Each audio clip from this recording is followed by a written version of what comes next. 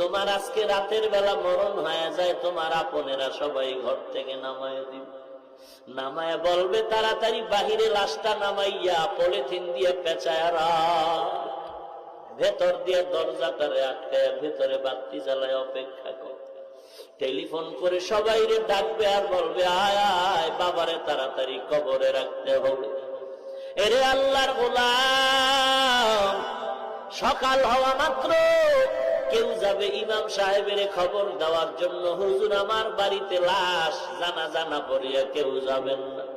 কেউ যাবে কবর খনন করতে, কেউ যাবে বাঁশ বাগানে বাঁশ কাটার জন্য, কেউ কলা পাতা কাটার জন্য, কেউ যায় গরম পানি রেডি করতে, জীবনের শেষ গোসলটা দিয়ে দিবে।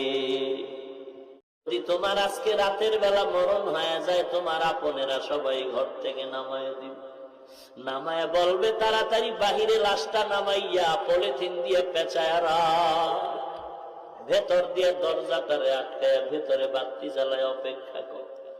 টেলিফোন করে সবাই রে ডাকবে আর বলবে আয় আয় বাবারে তাড়াতাড়ি কবরে রাখতে হবে। এরে আল্লাহর গোলাম, সকাল হওয়া মাত্র কেউ যাবে ইমাম সাহেবের খবর দেওয়ার জন্য, হুজুর আমার বাড়িতে লাশ, জানাজা না পড়িয়া কেউ যাবেন না। কেউ যাবে কবর খনন করতে, কেউ যাবে বাঁশ বাগানে বাঁশ কাটার জন্য, কেউ কলা পাতা কাটার জন্য, কেউ যায় গরম পানি রেডি করতে, জীবনের শেষ গোসলটা দিয়ে দিবে।